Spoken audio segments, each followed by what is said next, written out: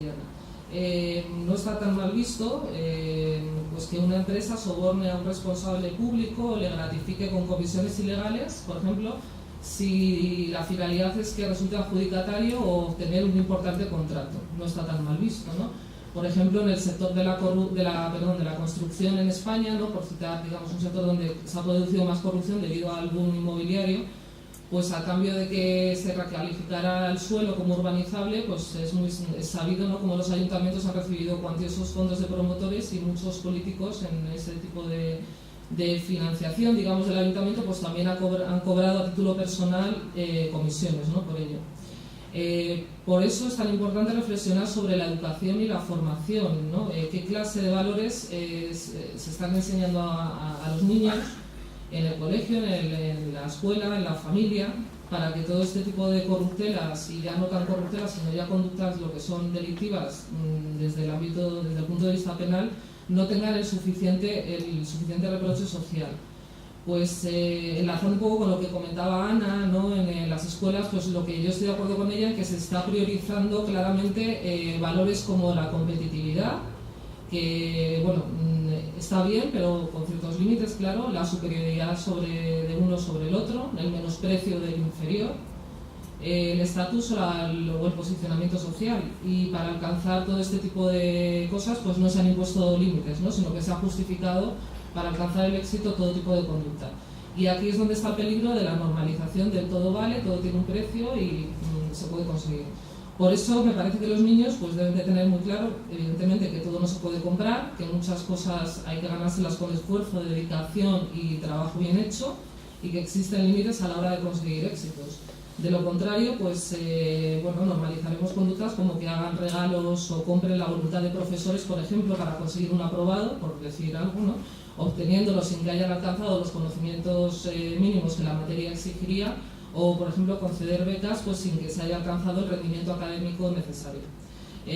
También, otro punto a lo mejor que es el tema de la competición y de los actos deportivos, que es extrapolable también a la educación y a cualquier otro ámbito de la vida, pues también sabemos que no son pocos los casos en los que, por ejemplo, un equipo de fútbol, por citar el deporte pues por excelencia más secundado, donde se soborna al árbitro de un partido con el fin de obtener la victoria, ¿no? Bueno, pues esto es un ejemplo así general, pero que en el ámbito educativo, pues dado la cantidad de actividades deportivas que se practican en la escuela, pues creo que viene bastante a colación. Ya para terminar, solo decir que, claro, que si los niños están habituados en su ámbito, ¿no?, escolar, familiar, a observar este tipo de conductas, pues sean otros niños, sean sus padres, sean sus profesores, pues no debemos extrañarnos de que reproduzcan y normalicen este tipo de actos con el consiguiente riesgo de efecto multiplicador. Y es que no se trata solo de un problema que atañe a la ética o al comportamiento, o sea, lo que está bien o lo que está mal, lo que es correcto o lo incorrecto, sino que aquí estamos hablando de normas y de derecho, de lo que se puede hacer y de lo que está prohibido hacer. Y es en este punto donde la educación para los derechos humanos tiene su relevancia. Los niños desde pequeños deben conocer pues, que la dignidad, la honradez o la igualdad, aparte de valores, se traducen en normas que hay que cumplir. Es decir, que no se trata de una opción, sino que se trata de obligaciones que los organismos internacionales como las Naciones Unidas imponen a los Estados. Deben de saber, por ejemplo, que el Convenio de Naciones Unidas contra la Corrupción insta a los Estados a adoptar medidas, como he dicho, para la prevención de la corrupción. Y que eso significa que si un Estado no implementa esas medidas, por ejemplo, para fomentar la transparencia o para permitir el acceso de los ciudadanos a la información, pues el Estado estaría incumpliendo un tratado internacional y por ello incurriendo en responsabilidad internacional. Esto es dicho de forma general, pero es comprensible también para los niños, más allá de que hay que explicar cuál es el contenido básico de las normas internacionales, más allá de los valores que dichas normas internacionales representan. Y solamente decir que el futuro está en nuestros niños y que pues depende mucho de la educación que les demos el poder a largo plazo prevenir conductas corruptas que todo el mundo consideramos que son una lacra, pero creo que no las afrontamos con la debida persistencia. Y muchas gracias.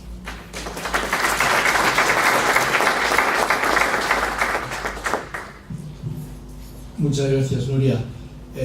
muy interesante esta aplicación al deporte. Se puede tratar a todo un pueblo como niños a base de organizar un partido internacional. Estamos en esa batalla en este momento y no creo que la ganemos, pero por lo menos estamos. Bueno, pues ahora vamos a agradecer también con qué presteza ha acudido Ana Echenique para tratar el tema del medio ambiente adecuado. Ana es vicepresidenta de la Confederación de Consumidores y Usuarios, CECU. Participa en diversas plataformas de acción cívica, como por ejemplo la Coalición Pro Acceso Ciudadano a la Información Pública, donde nos encontramos también con la PDH. Es miembro de ATAC España. Ha sido en el año 2011, en las últimas elecciones generales, candidata al Senado de Madrid por el partido ECU, y nació en Bolivia, donde todavía tiene vínculos con determinados problemas de poblaciones indígenas que ella está tratando de agitar positivamente, aunque evidentemente no sé si con mucho más éxito que el que nosotros vamos a tener en Guinea el sábado. Cuando quieras, Sara, muchas gracias. Gracias por invitarme. Bueno, yo voy a ir súper rápido porque no sé hablar así poco. Entonces, la Declaración Universal de Derechos Humanos es un punto de partida que todavía no está asumido por mucha gente. En una reunión con la COE, por ejemplo, eso está superado para una guía sobre la responsabilidad social.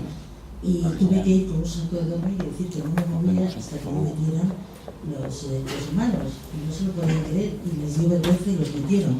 Pero llevábamos 4 reuniones, o sea que no está tan claro para la mayoría de la sociedad esto. No es un bloque, es un bloque, cada derecho individual, cada uno de los derechos en sí es interesante, pero lo tenemos que dar como un bloque, y en 10 de los artículos de los derechos humanos están relacionados con el medio ambiente, lo cual ya es sorprendente en la época en que era, porque culturalmente el medio ambiente se ha incorporado a nuestras vidas hace relativamente poco. Luego viene la Convención de los Derechos de los Niños, y en ninguno de los 41 derechos del niño se cita el entorno, el aire libre o la naturaleza, cuando sabemos que es fundamental para el desarrollo de un niño el contacto, etcétera, con la naturaleza, etcétera. Luego están los derechos de la tierra, los pueblos indígenas, etcétera, la Carta de la Tierra, y se ha ido añadiendo, como dando pinceladas, hasta que llega la tercera generación, los derechos emergentes, y ahí sí se habla del medio ambiente. Se habla de que existe una relación íntima entre desarrollo, medio ambiente y derechos humanos. Y en ese artículo 3 se dice: el derecho de todo ser humano y de los pueblos en que se integran a vivir en un medio ambiente sano, equilibrado y seguro, a disfrutar de la biodiversidad presente en el mundo y a defender el sustento y continuidad de su entorno para las futuras generaciones. Entonces, es la primera vez que se habla en futuro, porque yo creo que hasta mediados del siglo pasado consideramos todo muy estático y me parece hoy todo muy deprisa con los nuevos medios de comunicación, etc. Y yo concretamente aquí quiero hablar de los derechos de los consumidores, porque son un aspecto de los derechos muy conocido, pero que son muy pragmáticos, son muy directos, van directamente a problemas cotidianos. Entonces hay uno de los derechos en los que se habla del derecho a ser informado, porque realmente tenemos que tener acceso a los datos de lo que nosotros compramos o usamos para defendernos de la publicidad, en el etiquetado deshonesto, etc. Pero sobre todo cuando compramos algo somos cómplices, para bien o para mal, de una cadena de historias de personas y de lugares. Entonces ese es un tema en el que CECU queremos incidir, y el educar a los niños pequeños en qué es consumir y cómo se elige lo que se consume es un paso fundamental para mejorar este mundo. Y hace poco se me ocurrió esta frase y la conté: no vamos a cambiar el mundo por cómo pensamos, sino por cómo gastamos nuestro dinero, a quién se lo damos. Es una de las pocas formas de presión que de verdad tenemos, pero necesitamos información. En CECU, como decía Luis, estamos en varias plataformas, pero concretamente en la Coalición Cambio Climático, en la Plataforma por un Nuevo Modelo Energético, hace poco se está legislando, está a punto de salir la ley por la que se penaliza el uso de las energías renovables. Es algo tan increíble que realmente